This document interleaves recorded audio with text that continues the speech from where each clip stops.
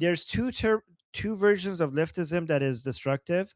Obviously, not all leftism is bad. Like leftist people. Well, we don't call them leftists. People on the left with classical liberal values are the good part of the left. It's the people who are woke, sometimes referred to as progressives, and there's nothing progressive about them, but that's what you call them. They're regressive. Regressives, otherwise known as progressives, and the Marxists, they are the problem, right? So when we're talking about leftists, the word leftist is not usually, we don't mean everybody on the left. People on the left who have classical liberal values, we don't have anything against them, right? So when you're talking about like the LGBT community, again, not all LGBT community. Like again, there are many people within the LGBT community that have proper classical liberal values. They're pro-Israel. They're pro-America. They want equal opportunity. They don't want equal outcome. They're not asking for privileges. They're just asking for equal rights, right? So when we're talking about the LGBT community, the part of it that we have an issue with is the woke part of it, not the entire, not everybody that is part of, could be categorized as LGBT. So and yeah, and the reason why Islamists and the woke part of LGBT, the woke part of the leftists work with each other is because they share the same enemy. You know how, for example, Iranians and Israelis work with each other and see eye to eye and have mutual interests is because they have their shared enemy. Their enemy is the Islamic Republic, and all the terrorists in the Middle East is their shared enemy. So that's why they work with each other. But unlike them, we also share the same values, right? So we have the same enemy, but we also share the same values, and we also have deep historical bonds. They don't have those other two. They only just share the same enemy, and the enemy is basically the global order as it is right now. They're against the global order, the Western back global order, which they refer to as the imperial, the imperial West, and Zionism. They're against all of that. So because they have the shared enemy, they work with each other. So if you're asking about, I don't know, 47 years ago in Iran, how did that look like? The version of leftism that was more relevant back then wasn't this new wokeism that we have right now. Okay, back then it was basically just pure Marxism. It wasn't wokeism. Wokeism is a rebranding of Marxism, a cultural rebranding of Marxism, right? So if you look at Marxism, it tries to divide the world into the rich and poor, right? The investors, the people who own land, own the means of productions, and the working class, right? And the working class is the good, and the owners, the capitalists, the people who own the means of productions, they're the bad. And it tries to create a global battle between the workers and the capitalists and the owners of the means of production. A global battle, and it doesn't recognize borders, it doesn't recognize nation states, and it wasn't supposed to be like, it wasn't supposed to be the Soviet Union, it wasn't supposed to be China, it was supposed to be all workers around the world unite against the capitalists, right? But eventually it didn't work out that way. And this is why communism, just like Islam, doesn't recognize in its pure form, doesn't recognize the current borders and nation states, which is basically a Western model of dividing the world and categorizing it based on different nation states, and so they don't recognize that, and they want to basically remove all of that. So given that they both share this, so given that they both share the same enemy, but also given that Marxism was defeated, their rebranding is, instead of dividing the world into the working class and the owners, the capitalists, right? Uh, which is basically an economic essentialism, right? So the good and the bad is divided based on economic agency and access to economic power. That's the only way that you divide the world. The only So a Marxist looks at the world only through an economic lens. Not It doesn't see color, it doesn't see culture. It only sees economic agency, right? That failed, and the new version of that is wokeism, what we refer to as wokeism, which basically uses the same template as dividing the world into good and bad, but it goes above and beyond just it goes beyond just dividing the world based on economic agency. It looks at culture, it looks at ethnicity, it looks at gender, it looks at sexual orientation, it looks at your whether you how if your body, if you're able or if you're handicapped or not, like all of that, it counts. So it's a spectrum now, instead of just good and bad based on whether you're a worker or a capitalist.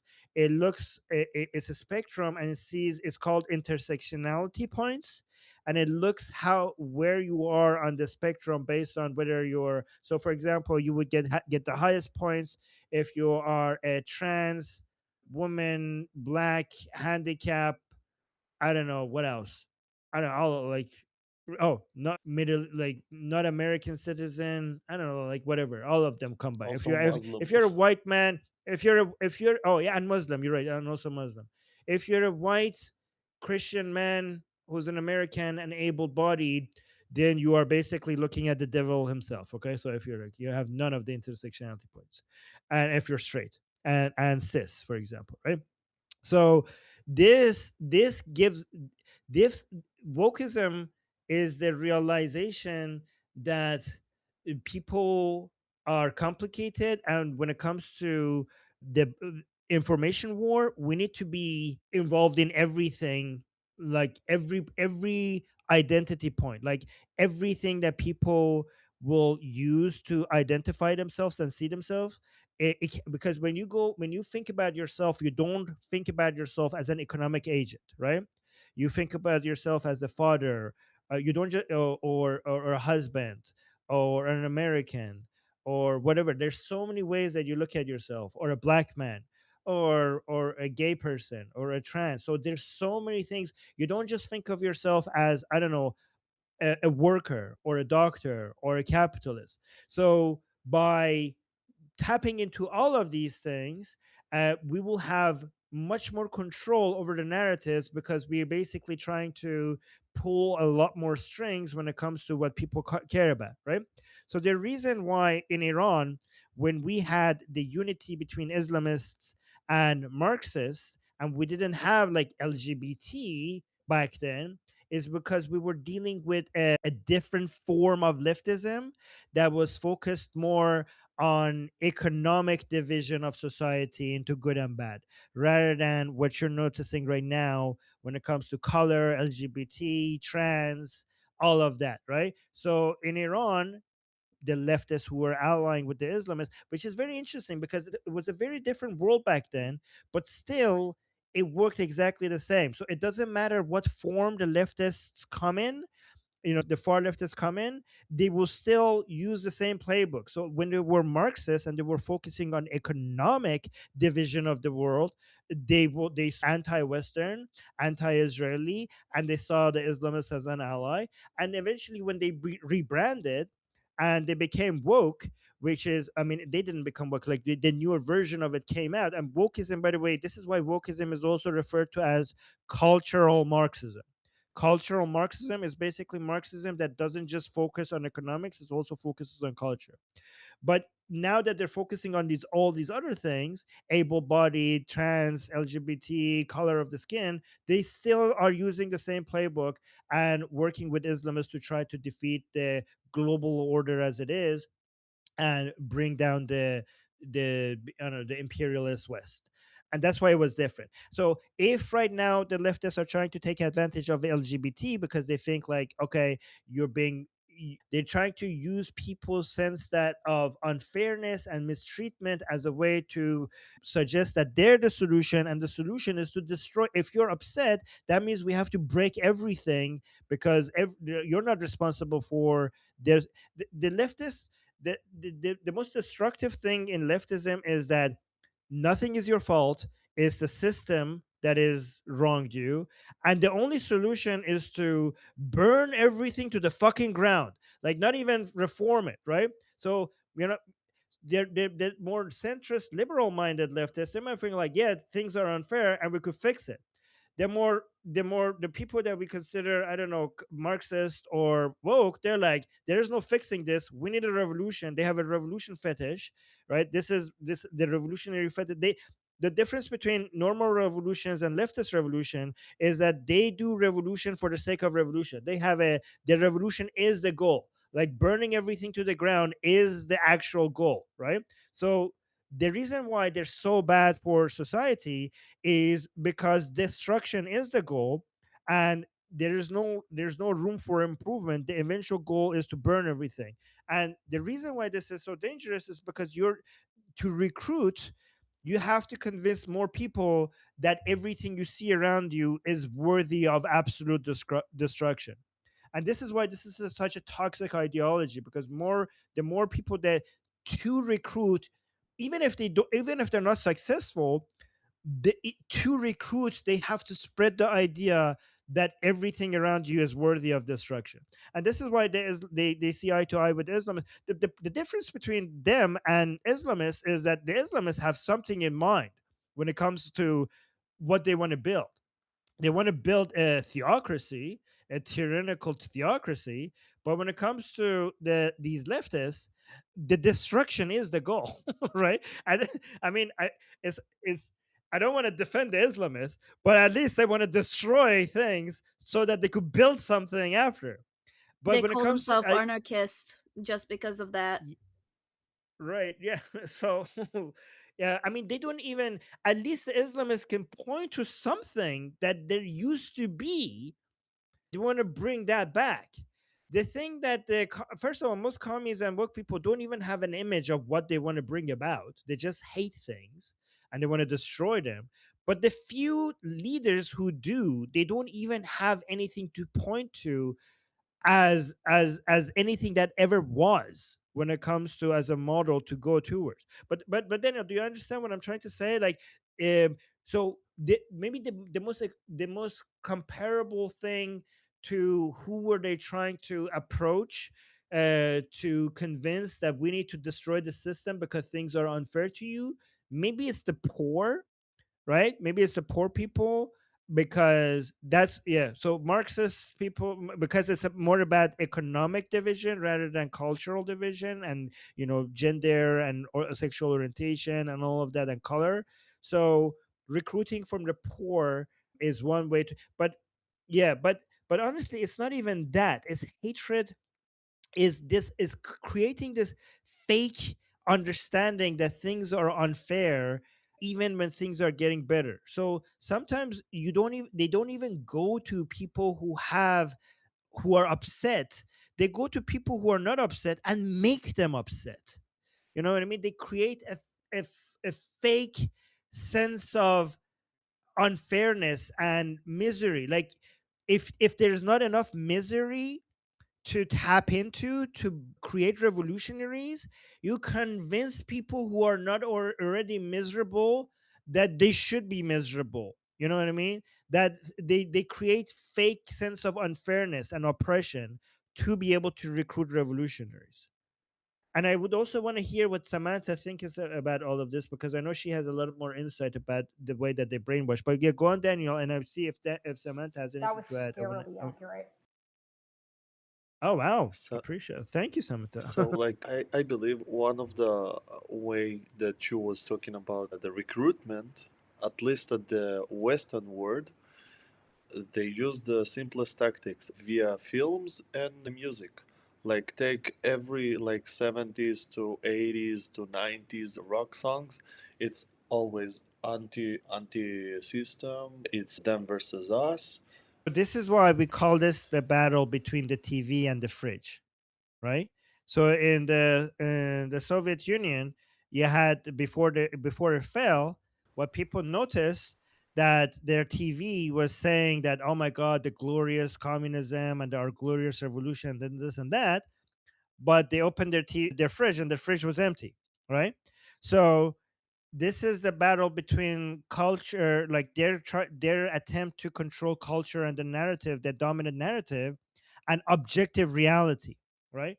So, and because we are born with this innate sense of desire for extreme fairness, right? Especially as primate, we have this, like, if we that can be tapped into to make us turn us into revolutionaries, right? Even when things are getting better, as soon as you point to any level of inequality and anything that is unfair, it just, there's something in our DNA that when we see that, we get like rage. We're like, there is an experiment with some monkeys where you're giving two monkeys in a cage, and you're giving them some, I don't know, crackers or something every time they do a task, and you're giving them both the same crackers, right? The monkey gives you a stone, you give them a cracker, and then the second monkey gives a stone and you give them a juicy grape instead, right? And then the first monkey sees, like, what the fuck? Why is he getting a grape? And then he was really happy with the cracker before, but now every time he gives you a stone, the scientist gives him a cracker and he's getting angry. So if you actually look at the video on YouTube, he starts throwing the crackers at the scientist. And then he looks at his friend and he's getting a grape, and he starts shaking the cage. And like, like he actually starts shaking the cage in anger, right? We as humans have that. Like, we might be happy with something, but as soon as we notice that somebody's getting something better, we're like, what the fuck, right? So the way I say that, if you have a hut and everyone around you is homeless, you feel like you're the richest man in the world. You feel very happy. But the same hut, if you have the same hut and everyone around you has a mansion, you feel like shit. You feel like miserable. You feel like you just compare yourself to others. So even when the economy is getting better and people are lives are improving, if you notice the inequality between you and someone else, you feel like, yeah, the life is terrible. So this is why it's so easy for revolutionaries to tap into this sense of unfairness, to want to get them to try to break, they turn that into an industry, right? They're benefiting from it, but they're getting people who try to burn everything just because they see some other people are ahead of them, right? And but at some point, this is not going to close the gap, so they want to burn everything to the ground because they think that it's unfair, so we should close the gap.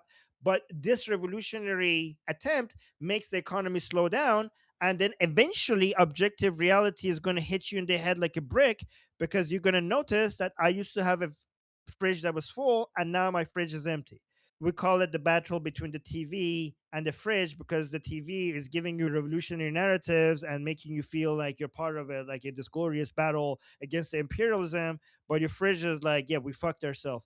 Like, what the like, and also the Berlin. This is why the Berlin Wall came down, because no amount of narrative, no amount of storytelling, no amount of propaganda was able to stop the people in Berlin to realize how different their lives were in both sides of the Berlin Wall. At some point, you don't need to write academic papers or articles, or, I don't know, explain people really complicated philosophical or political concepts for people to just visibly see that, yeah, the life between this side of the wall and that side of the wall, it's not the same. And I want to live like the other side, the western side of the wall. I want the life of the western side of the wall. So this is why I'm hopeful for the future, because eventually, short term, these people will have some effect, but because you can't change objective reality on what methods work, eventually the truth will win. Anyway, sorry, this was my TED talk.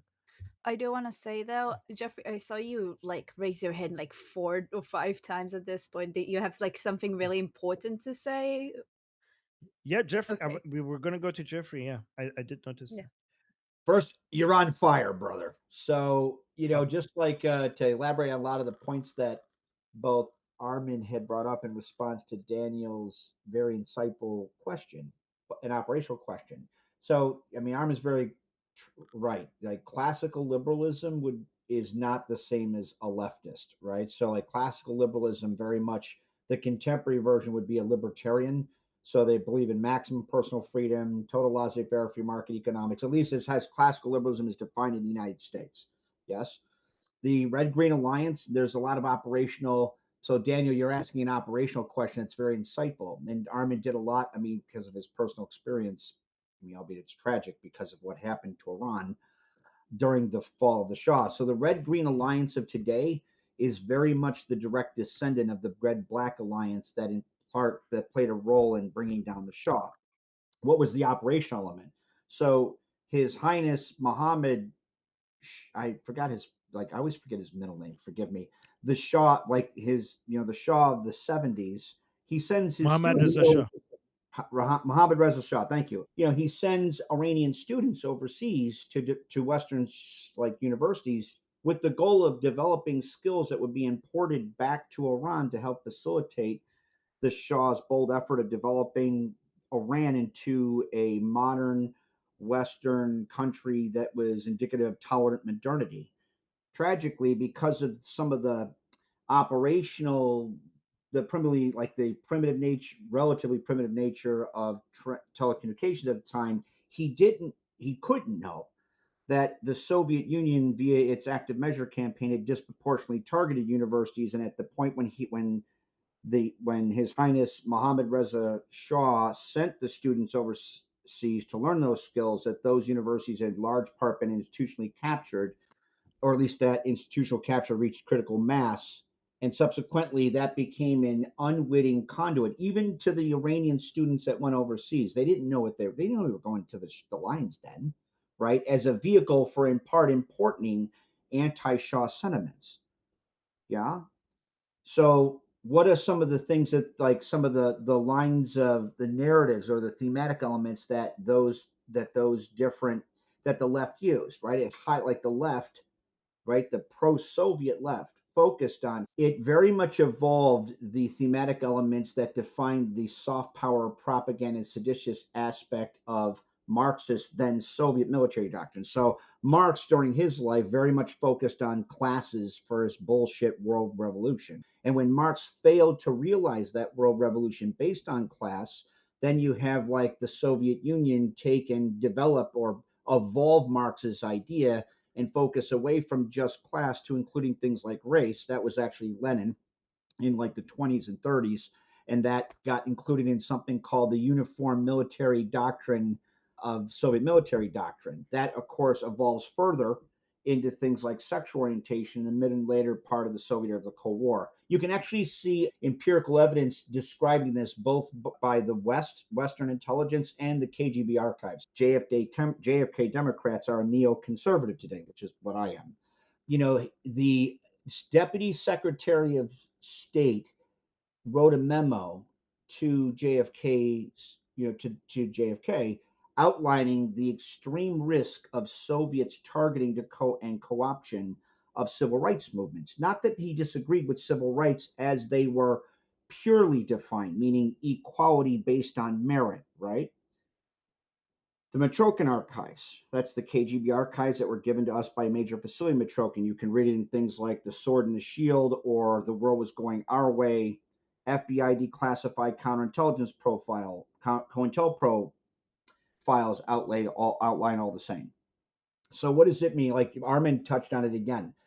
What does that mean like today? Like how do leftists co-opt or and weaponize previously vulnerable demographics? So radical leftists target and then co-opt challenges that previously vulnerable demographics face as a means to infantilize, radicalize, and weaponize them via redefining them around leftist defined identity politics. That's the weaponized and the redefined and weaponized version of intersectionality, right? Like objective intersectionality is people are multifaceted creatures, like Armin's. He's of Iranian descent. He lives in Canada. That said, to leftists, that's not very helpful if you want to mobilize and radicalize someone into an outgroup. So you redefine them around a weaponized version of one key aspect of their identity, and then in doing that, you create this kind of insular group that views everything else as outgroups. That's also why that Soviets and leftists don't care about civil rights, because the hyper focus on that singular identity politics index means that they will view anybody outside of that as an outgroup, including other previously vulnerable demographics that the left co-opt and weaponize. That's why you see elements of, say, Islamic fundamentalists, and or think of black supremacists, like say the Black Panthers or the Symbionese Army, not very much liking radicalized elements of the LGBT, because the goal was never to help anybody. It was to turn people into cannon fodder. It, Thinking also of examples of if people that they're supposed to be representing go against them. Like if black people go against the leftist narrative, they call them Uncle Toms or whatever. Like it's only people who support their ideology and not genuine care for the I was groups they claim to care about. I used to be called Uncle Tom a lot when ex-Muslim movement was a new, like a new thing, after 9/11 and stuff like that. It was a couple of years. We were called, ex-Muslims were also called Uncle Toms. Danny Albany is on the list, right? Anyone else other than Yeah, Albany? we have Nail Bunny, then Sapir, then a question from the chat, then Ali, then Joseph, and then I put Jeffrey, but I'm pretty sure he just wanted to respond. Oh, okay. Nail Bunny. So you wanted me to remind you to translate the naughty chant. Oh, So all right. I'm Yeah. doing that No, now. But I did want to point something out. I'm just going to skip over it. But when you were pointing out, when you were showing in the live stream earlier, not right before you came over here, you were showing what I sent you last night, because you showed it last night, which is basically people that were the isolationists who thought we could make peace with Hitler. And quite frankly, a lot of people don't know that that existed. And not only so they don't know that that existed, but then also I don't think a lot of people know that the America First movement, that's what it was called in the US. It was, they were pushing that. And that was led by Charles Lindbergh, who was later exposed after the war to have met with Hitler and to have been a Nazi. So he's basically a Tucker, just in a different way.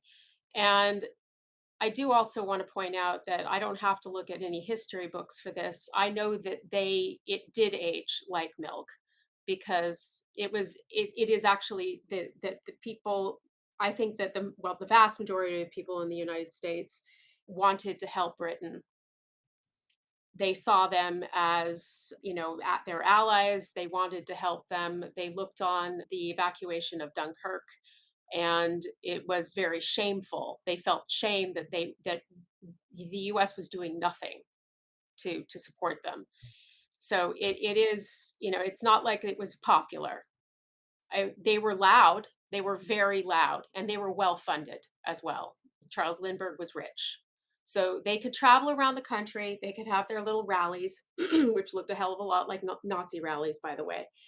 But they did not have popular support. Vast majority of people wanted to help, wanted to fight him. They felt that he needed to be stopped, that he was evil. All of that is true. So you want to be on the right side of history. You do not want to be the people saying it's not our fight, we should get involved and all of that stuff. You will regret it, because it's wrong. It's just plain wrong. And I'm saying this as somebody, and I know this because my parents lived through the Great Depression. My father fought in World War II. He wanted to help, even though he was too young during Dunkirk. But he actually he was a Sea Scout. So he saw the Sea Scouts coming over in Britain in the small boats to rescue the soldiers. So they had those reels before movies, and he saw that, and he wanted to be one of them, helping evacuating the soldiers on the small boats. So it is something that I think everybody really needs to understand, that they may be loud, but most people are not for that. Most people see people being murdered, and they want to help. So, just ignore people who are loud and they have a platform, the AOCs and the whatever, these idiots, Thomas Massey and all of those people. The vast majority of people think that they're assholes. So just wanted to point that out. I hope so. Okay. I'll look into that. But before I go to talk, basically do the translation of the video, I just saw that we might have a new person here, and if you want to raise your hand to speak, there is a smiley face button at the bottom of your screen, and if you click on it, you could do a hand raise like this, and then you would be added to the list to speak. All right, so there was this video that I was going to translate on the live stream, but it has so many. It's so bizarre and so weird, and has like weird swear words in it that Goldie asked me not to do that on the show because we don't know who's watching. So she said to do it here. So now I'm doing that. This is a video from inside one of Iran's universities. I forgot which one. Oh yeah, this is my university. I used to study here in Tehran University. Okay, so let's look at the video. So guys, I studied I was in university in Vancouver, but before I was in university in Tehran University. So this is my campus technically. All right, so let's watch this. And for people who might be new here and don't know what's going on, right now we have a lot of protests inside Iran and university campuses against the Islamic Republic, and this is one of those videos. And this chant is confuses a lot of non-Iranians. So let me just play it first. Oh, the audio is low. Let me go from the back. There you go.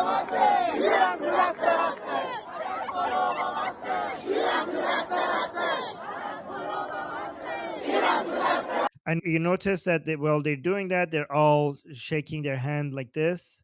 You see, they're moving their hand like this as well while they're chanting that.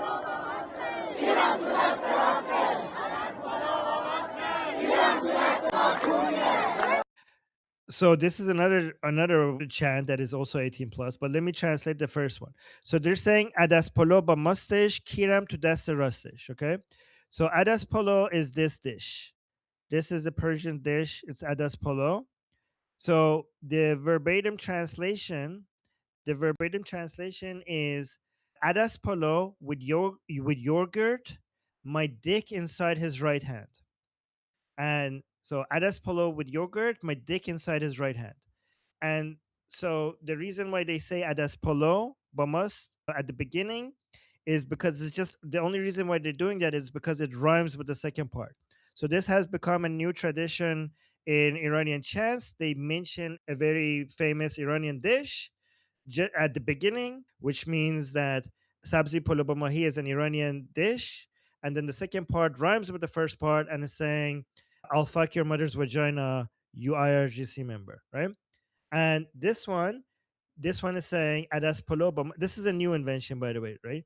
Adas polo bamaste. So adas polo with yogurt, my dick inside your right hand, and the right hand they're referring to here is Ali Khamenei's handicapped right hand, right? So they're referring to Khamenei's handicapped hand, and that's why they're all going like this, because they're making this is Ali Khamenei's right hand, which is handicapped. So they're saying, "I'll fuck your right hand with my dick," and it's actually kind of kind of funny because you could hear the women. The women are saying, "My dick inside your right hand." So this is like more of a metaphorical female dick.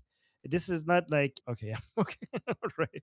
Look at the women are actually even more aggressive. Like, kiram to that, like my dick inside his right hand. Yeah.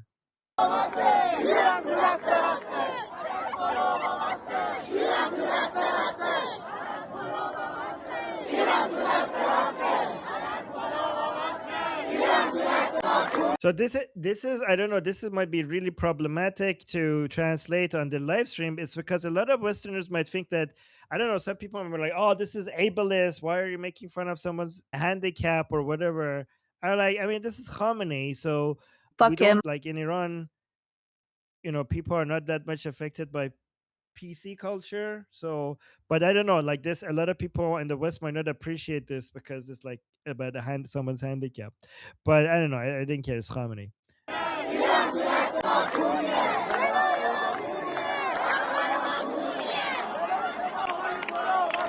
All right. So in Persian, kuni means somebody who enjoys it up the butt. Okay, somebody who enjoys anal sex, right? Well, I mean, specifically, it's the FAG word, really. Yeah, it's the FAG word, exactly. Thank you. Let me see what the first part is. ما خونیه. دلای ما خونیه. Okay, دلای ما خونیه. So this is rhymes. دلای ما خونیه رهبر ما کونیه. They're saying our hearts is our hearts is filled with blood, meaning that we're in sorrow, and our supreme leader enjoys it up the ass. Like our so it starts with something very so it starts very poetic and emotional, like we're all upset, we're filled, our hearts is filled, like our hearts filled with, I mean, hearts are usually filled with blood, but here in Persian it just means that our hearts are broken. Our hearts are broken. Oh yeah, okay, that's actually the good equivalent for it. Our hearts are broken, and our supreme leader is an enjoys anal sex, like basically is An F an FA an FAG. FAG. It's an FAG. Yeah, so that's what they're saying there. Hold on, let's see. But it rhymes. It doesn't make sense in English, but it rhymes in Persian. The reason why it's really funny in Persian, because it starts very poetic at the beginning and all of a sudden it takes a turn midway, right? And Iranian people like to do that, like to make like the make the two parts of the chant be so seem like they don't belong next to each other, right? So this is why, for example, they start with the name of a Persian dish and they start swearing, because the fact that they don't belong to next to each other makes them funnier. So this one, for example, our hearts are broken and our supreme leader is an FAQ. It just makes it extra funny.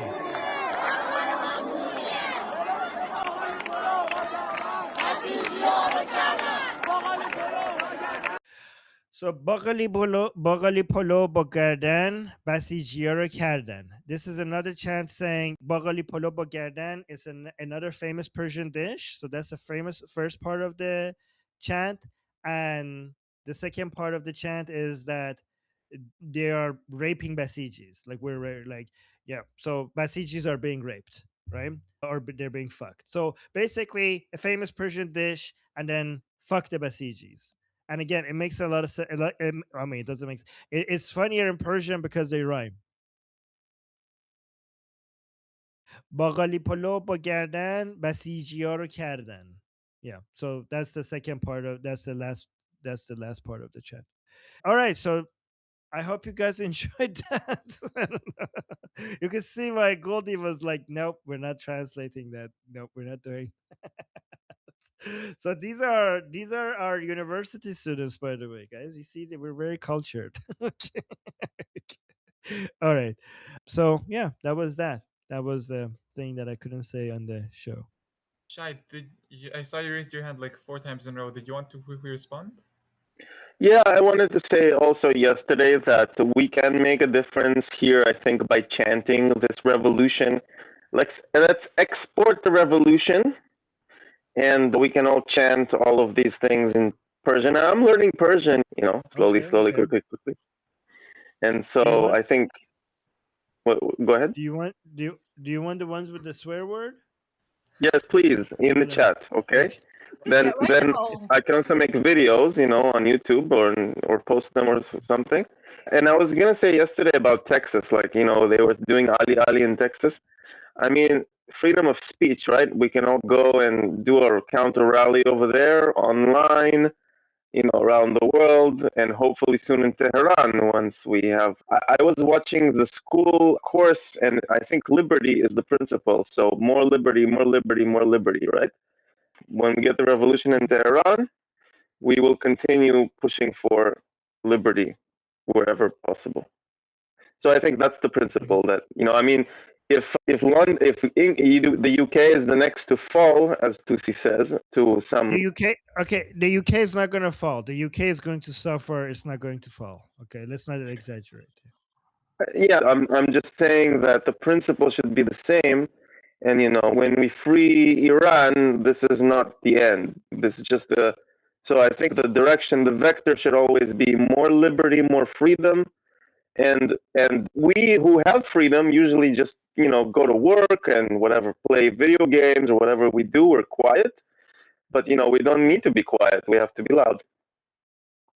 All right, I thank you. By the way, if you could fix your microphone for future, because it goes the sound is like the quality makes it very difficult to listen to. So if you could fix that, that would be great. And by Thank the you. way, I really I didn't appreciate know this. I was using shocks. Now I switched over to my phone. It's Better still now? off. still the same. Better, but Still problem? yeah, Yeah, it's it's still okay. not It's the okay. We better. could talk. I don't want to It's talk about it crackly. here right now. Just letting you. Yeah, let's but- move on to the okay. third person on the list for today, Sapir. So, first of all, yeah, write down those chants. That will be great. Second, anyone that thinks those chants are problematic are usually the ones that want to go against that revolution in general. At least most. About the UK, for the people who don't know, there's also a new political movement from the left. Not from the left, sorry, from the people themselves, that basically demand to not just close the borders, but to deport even if people already got citizenship. And it's to the point that Okay, guys, close your mic. yeah. Yeah, Okay. guys, be careful with your mics because when you're not speaking. But go on, Sapir. Yeah. Restore UK, that's the movement. 2 hours after it was like officially announced, you already had like 10% of voters that said we're gonna vote for him. That was just coming out, so that's probably gonna be a big thing. About the America First thing, I want people to remember to not judge Americans that don't want to do anything with like Iran and with Israel.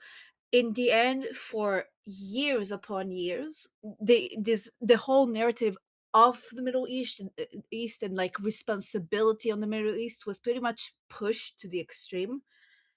And Americans, rightfully so, do see a lot of problems in their own government, in their own country, and they want like to take care of that first. So like, don't judge, don't attack people that come with the narrative of America First, because rightfully so, they're being pushed around for too long. We can explain things. You gotta handle your borders too.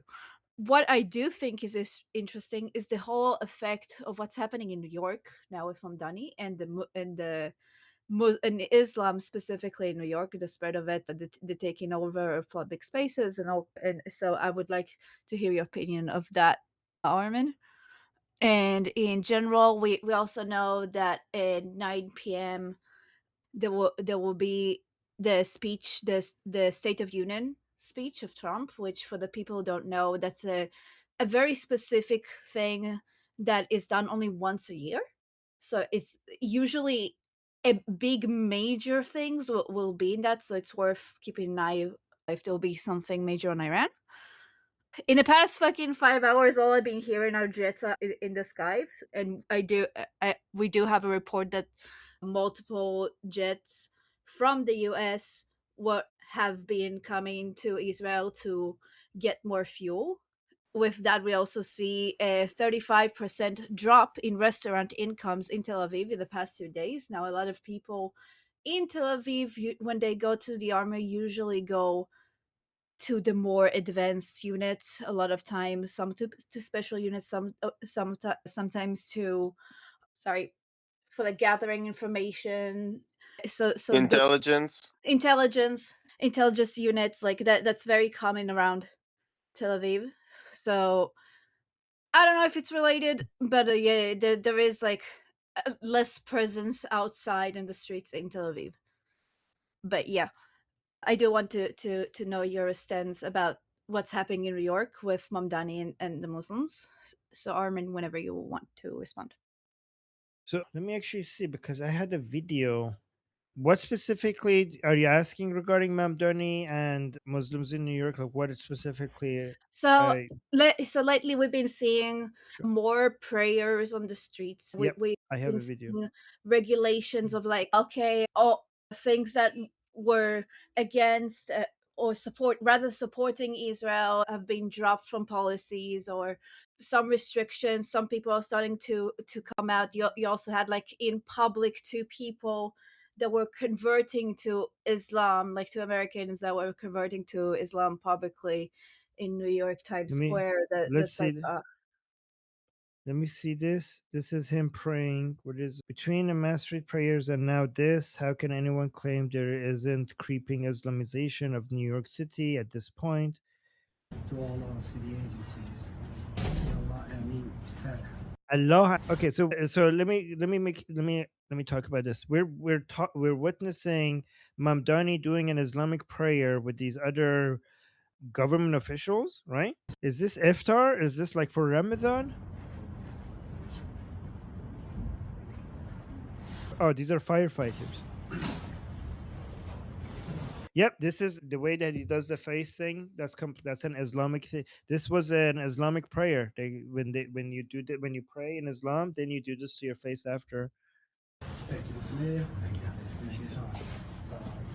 All right. Okay, so I don't know what's happening here, but go on. But yeah, you wanted to say, guys, if you're gonna open your mic, then say it completely. But I don't know, because if I saw, the interesting thing is that there are many people on the left that if this was a Christian prayer, they would be attacking, like they would be like, oh, what happened to separation church and state? I don't know if you will see them. I don't know if you're seeing them, responding to this. I saw a whole bunch of videos where New York police were being attacked and things were being thrown at them, and they weren't doing anything about it. They were just walking. I don't know if I have the video, I but it did was put really. a video here. I don't know if you've heard of Nate Friedman, but he's been basically explain about the Muslim takeover around the world, and he's going into those prayers and stuff, and he's basically like asking and talking like they're on his side and stuff, and he's basically some of the things that people say in that specific video is that you had some Muslims that said, oh, we already have a lot of the Muslims in the police, so we already have that, so we will take over. I find it interesting how it's starting to go to the point that people state that in public, especially in New Yeah, York, because Mamdani was elected. It was kind of the way they see it yeah, is it like, okay, now emboldens.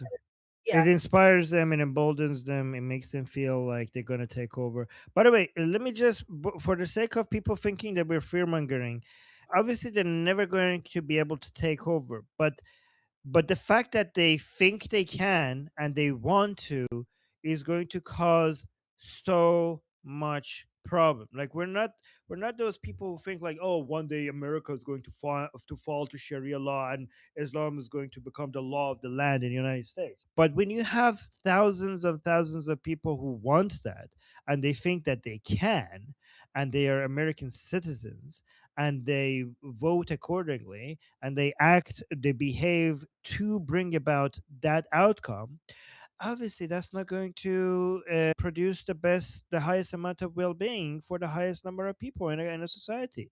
That's going to make things chaotic, and it's going to cause a lot of division, is going to defund a lot of things that needs funding, and it's going to fund a lot of things that need defunding. So yeah, I mean, we're going to get exactly what we expected to get with people like Mamdani. Like, and is anyone surprised? And this is just the beginning, because these people are going to open the gates to the barbarians. Like this is I think a lot of people unfortunately think like our brain works in linear progression, but the human mind is really bad at understanding how algorithmic, like not logarithmic, growth works. Because every time it's not linear. Like it's not like they get in and they're going to get more people in and then they're going to vote in the same way. That does happen, but the effect of that is exponential. It's not a straight line, because as soon as you get past some of the obstacles, you don't need to have the majority of the people to be able to vote in a way that will open the borders in a way to get more people to come vote in a similar way. This is the biggest problem with the democratic model that we have, in modern times, and I don't really know what the solution to it is, because we don't have a different model. We don't have any other model that has worked. So everything with the current modern democratic model, there's a lot of good things about it, and it works, and it's the best model that we have. But the fact that it leaves some tolerance for migration, and the people who are migrating can vote to increase the tolerance for migration, is the Achilles heel of this entire model, that works so well in every other way. This is the only way that you could destroy it from the inside. This is why the metaphor of opening the gates of the city to the barbarians works so well with what's happening. There is no army that could defeat the armies of Western countries. The only way that you could basically defeat, like at least try, well, you're not going to be able to defeat them, but to at least cause maximum damage, is to just use this loophole. Use this, the very values that has made these countries great is now exactly their weak spot, exactly how you get in and you vote. And here's a problem with this, with what I'm saying, because there's a lot of white supremacists have talked about the white replacement, and when you talk about this, then you get labeled as a conspiracy theorist who believes in the white replacement theory. And the thing is that this is not about white or brown or black or any ethnicity. This is about a replacement of values, right? And because a lot of white supremacists have constantly mentioned the white replacement theory, now it's really hard. Now a lot of people who want to attack us, every time we mention this loophole in the system. And by the way, this is what I'm saying is not a conspiracy theory. This is what's happening. There's a lot of studies and evidence that shows that parties, it just makes sense. Political parties who are open to being more loose when it comes to migration policies will get rewarded with extra votes. So even if there's no individual, I'm not talking about some like a few individuals in a dark room conspiring to bring down Western civilization. I'm talking about system. If any institutions or systems or parties get rewarded by allowing people in, so that those said people then eventually vote for the same party, it's obviously that's going to be happening. Like political bodies, when they get rewarded with votes, they will grow in that direction. It doesn't need like any individual to conspire for this to happen. This would just be the natural result of that. So this It's is not a important to mention though, but that some states, and too many states, even one is too much, they don't require an ID to vote. So in general, I do think that it is a problem that will solve itself. And the reason I think that is that the whole, specifically what's happening in New By York. the way, Sapir, can you make it short, because there's so many people on the list. But yeah, Yes, let's okay. get this. People are struggling in the US. The youth cannot buy houses. They have medical payments that they can afford. They can't basically, a lot of necessities are getting harder and harder. So they wanted a change. They voted Mamdani because he offered that change. Now that that they see that the opposite is happening, the whole narrative is kind of crumbling. So it's kind No, of a the point that I narrative. think No, no, that no, will no, no. I don't think the narrative. If the narrative crumbles, it's not going to end this. Okay, because you don't need the. You're not going to need the votes of the people who were hoping for the changes you promised. You only need the vote of the people who you allowed to get in. Like the New York today is not the New York of like when, when 9/11 happened. These are completely new people. So even if people are disappointed, it's okay, as long as as long as you demographically re-engineer the population, you're going to have the vote. And just last point before we go to other people, again, this is not about being concerned about people's skin color. This is about classical liberal values. What's being replaced is your values. Okay, so I'm not talking about skin color. And by the way, I don't want to say this as if I don't care about white people. Like, I'm not saying that. Obviously, there's a lot of anti-white racism, and we need to fight back against that. So me saying that this is not about the white protecting the white race, well, we do need to protect white people against racism. I'm not saying that. I'm just saying that the main thing you need to be protecting, so that we also don't have anti-white racism, is the classical liberal values that are being replaced. So this is, we need to switch we need to teach people that we're protecting a set of values, not any skin color, unless obviously the people with those skin color are being discriminated against. But we need to move on to the next people on the list. And Shalif, we're not going to do added commentary to this, so let's move on because there's so many people on the list, and if we don't move on, and we're not going to be able to address everybody. Okay. Next, I have a question from chat. The question is, after the liberation, how can Iran keep outside influence, such as Turkey and Qatar, away from the universities in the long term? Turkey and Qatar. Okay, so the question is, after Iran is free, how could Iran stop the influence, basically block the influence of countries like Turkey and Qatar on our universities? Honestly, who was it? What was that in line? Sure, Uh, I forgot his name, but this reminds me of the line that I'm not. Who said that? I'm not stuck in here with you. You're stuck in here with me. Who was that? Shorshak? Is that how you pronounce his name? Yeah. Oh yeah. So yeah, Rorschach. Rorschach, right? So I'm thinking that the Qatar and Turkey need to be worried about our influence over their country. I don't think we need to worry about that much. I don't think we need to worry about their influence on our country. I think we're going to be a nightmare when it comes to influencing, especially the young generation in the entire region. Like, I'm not worried about, shit ideas from Qatar being able to come and influence this generation in Iran. I mean, have you seen this generation in Iran? Like, yeah, Qatari way of thinking, or Islamist way of, I mean, like, I'm not going to say Turkish because we were influenced by Turkey positively very much. So we appreciate Turkey's influence when Ataturk was in power in Turkey. But at least the Islamists, the Muslim Brotherhood influence from Qatar and Turkey, they don't have a chance in Iran. They can't play offense because they're going to be too busy playing defense over what we're about to do to them. And trust me, we're coming for them. We're coming for every single country in the region. We are not going to be satisfied for basically completely destroying Islam and Islamism, or just Islam as a whole in Iran. We're coming for all our enemies. We're not going to forget. We're not going to forget the people who were fighting against our revolution anywhere in the region. We're going to go for we're going to go for Hashd Shabi in Iraq. We're going to go for the Fatimiyun in Afghanistan, the Zainabiyun in Pakistan. We're going to, I bet I could guarantee you that we're going to start movements inside Iran to liberate Afghanistan from Taliban. We're going to be a nightmare for them.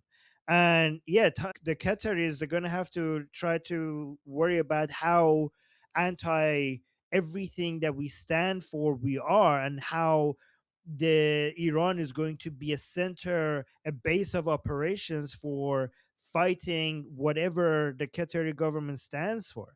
Turkey has to be worried about any influence, any source of Islamic influence in Turkey being basically overcome by secular activists in Turkey being inspired and motivated by seeing how successful the Iranian people are. Because we used to envy the people, the young generation in Turkey and Saudi Arabia, because they have a lot of social freedoms and the Iranian people don't. But again, there are three types of freedom. We have social freedoms, we have political freedoms, and we have economic freedoms. And when it comes to social freedom, it's basically the least valuable one. It's valuable, but it's not as valuable as political freedom and economic freedom. So right now we are jealous of the people in Saudi Arabia and Dubai and, well, UAE and Turkey, because they have some social freedoms. But when we are free, we're going to have all the three types of freedoms, and it will be their turn to be jealous of us, because they are now going to see true freedom comes from political and economic freedom. social freedom is something free that dictators give to their citizens just to keep them happy, and not give them the complete freedom to be able to determine their destiny. It's only through political and economic freedom that you get to determine your own destiny. And once the young generation in Saudi Arabia, Turkey, Qatar, and the UAE see that the Iranian people have that, they're going to demand it. And this is going to be a major headache for all of these countries. And honestly, just to go back to the question, if you see how aggressively and how radically the Iranian youth is against all of these ideas. Like, guys, we don't have to worry about Islamic ideas influencing this generation, this young generation of Iranians. We have to be worried about the safety of mullahs in the future of Iran. That's what you have to be worried about. Okay, you have to be worried about whether how on earth are we going to avoid like a cycle of violence starting. I'm exaggerating a bit. I'm pretty sure we're going to be civilized, but this would be a more reasonable concern. Okay, like, oh my, like, save the mullahs from being butchered by the young Iranians. That's what you need to be concerned about. Can somebody say I'm not worried? Yeah, okay, yeah. I'm exaggerating, but whatever. My point. But yeah. Right. I'm gonna try to keep things moving. Next on the list, I have Ali. Hi, Armin. I just wanted to bring two things to your attention real quick. I sent you a message on school.com about something that I found really funny, but also really pathetic that the Islamic Republic is doing. It's a type of propaganda. So I sent you two messages. If you want to take a look at the second one and look at that picture, I think you'll have a laugh. Hold on, this is going to be difficult. I'm getting so many messages. Oh, there we go. Here. So the second one, you want me to do the second one? Just that one Okay, picture. You could take a look at that. I don't know what I'm looking at. So, okay. This is a broadcast from the Islamic Republic. They photoshopped Trump standing next to protesters, and then they gave weapons in the hands of the protesters. Like that girl has a machete. Oh, let me show this on screen. Okay. So before you say anything, let me just, for context, explain what we're looking at here. So this is the Islamic Republic's way of trying to say that the revolution that is happening in Iran, President Trump is. This is President Trump's. Is basically it's denying the agency of the protesters. Is denying that the Iranian people are protesting against the regime.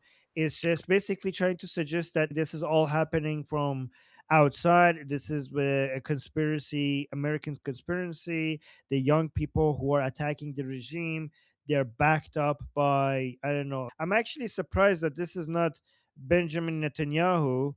I think that they must be feeling a lot of pressure from Trump himself right now, because usually they blame the Jews, and it says Atash Afruzan. So basically, it's trying to suggest that the revolution that is happening in Iran is done by anarchists, by people who are rioters, instead of like trying to show them as, protesters who who are justified to protest against the regime. Look at this. This is the propaganda of the Islamic Republic. Obviously this is all AI. Like, first of all, what the hell is this? This the Iranian people who are protesting against the regime. They don't wear a kafia. Like, this looks like an Islamist, and they don't have guns. This is all be a bullshit. The regime has gun. The Iranian people were unarmed. The Islamic, you know what you should put here? You should put Khamenei here instead, because we know now, even admitted by the regime officials themselves, that what the Islamic Republic does is that they bring some of their armed forces among the crowds to shoot at their own forces. So they get Islamic Republic plainclothes people to shoot at the Islamic Republic uniformed armed people, just so that they could justify the massacre of the Iranian people. But this is where was this? Was this on national, on the state TV? Yes, it was. So this is, yeah. Look at this. This is has the logo of the judiciary branch, and the intelligence ministry, and this is the Niriyah Intizami, which is the police. So they have three different parts of the government's logos here, and they're just basically putting this AI images out there. I mean, guys, have we seen a single image like this? Like an Iranian woman, young Iranian woman who's against the regime with a machete in their hand? Like, have we seen a single video that has that? I mean, maybe hopefully at some point. I mean, if the United States doesn't attack, maybe this is what we have to resort to. But so far, we haven't had anything like this. So this is Islamic Republic propaganda. Interesting. Where did you get this? You know where was this shown? The Islamic Republic actually took a clip from my Instagram and they shared it as part of propaganda, saying that, oh, we treat. So that was the first message. When I was digging around for that, I was looking at the live broadcast and I found a ton of propaganda. This was just one thing that I managed to take a picture of real quick, but they were showing all of the Basijis that we threw rocks at, and all of them just crying and being like, look at what these students are doing to us. I feel like Right. they've been ramping up their propaganda a lot this week. Yeah, they do. They do send the Basijis inside the universities for the sake of being beaten up, right? They're trying to get somebody to beat them up so that they could have videos. So they are told to go there and try to, get all in their face, say things that will piss them off, try to find exactly the right words that will get the highest amount of reactions from them. And hopefully somebody's going to throw a stone at somebody at one of the Basijis. So, and they have their cameras ready to basically, they need to be the victims right now, because right now let me tell you what the utility of this propaganda is, because you might think like, well, this is not going to work on us, this is not going to work on the Americans, this is not going to work on Israelis, so who the fuck is this for? The Islamic Republic right now is losing some of their own people. There are many of their own people who were like, okay, like this is a step too far. Like, did we actually just kill like tens of thousands of Iranians? There is this "are we the baddies" moment.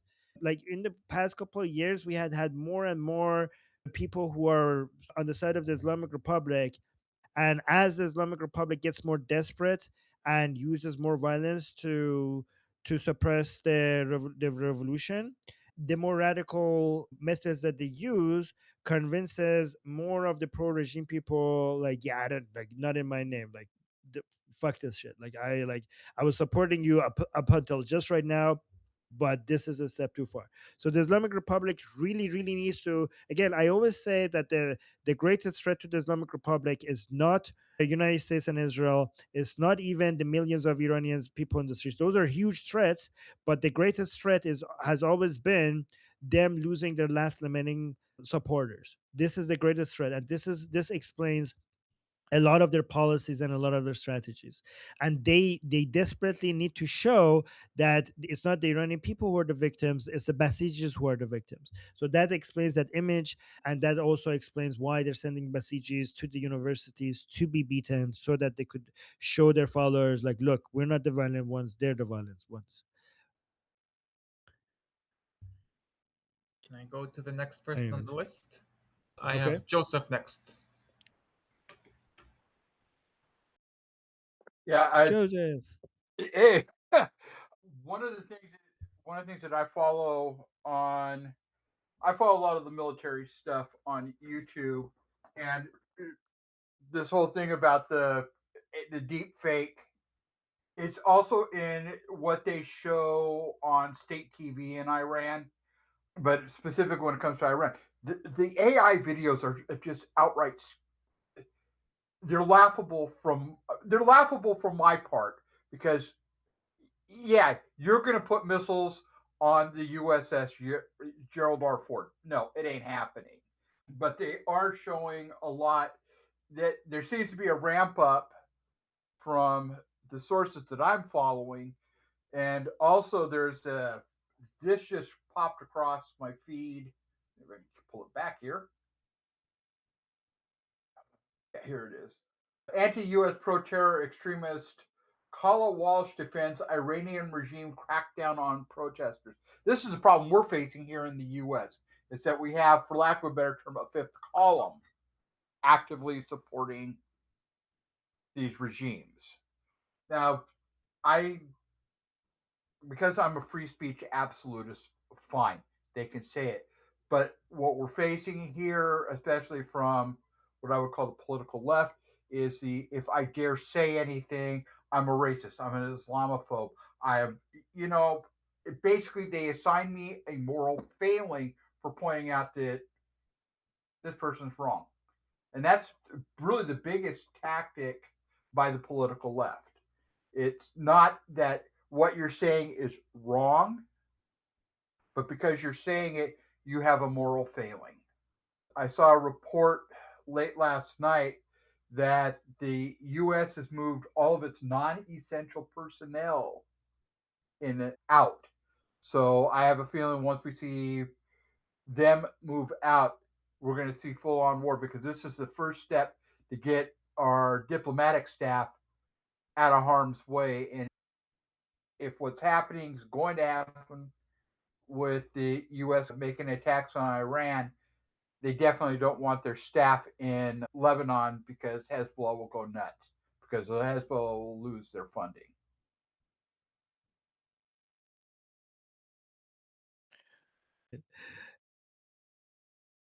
All right, so let's move. Let's go with. So next on the list, Yeah. Jeffrey raised his hand at some point, but I think it was just a response, so I'm just double checking. And if not Jeffrey, then I have Daijo next. Okay, Dijal. Let's focus on questions, guys, so that we could go through the list, because the time we're getting close. Dijal. I was going to say, address something you said earlier, Armin, about so-called great replacement, and how it's really more of a replacement of values more than anything else. Yeah, it is a replacement of values. Definitely, that's one way to argue. It's a good form of argument, but the bottom line is, especially when you're talking about Europe, the demographics are shifting, and they're simply going to accelerate as time goes on. And the fact of the matter is, saying, just practically speaking, I know where you're coming from, but practically speaking, when you talk about replacement of values versus race, that's an argument that's going to become less and less tenable as time goes on, because people are getting pissed off. I mean, like you said, anti-white racism is a problem. Yeah, you're right. You're damn right, it's a problem. And people are tribing up. They've been told for so long. Whites have been told for so long that we're the fucking problem, that we got shit to answer for. We need to get in the back of the bus, and it's making people feel like they have to identify with their race simply as a means of survival. So what's the question?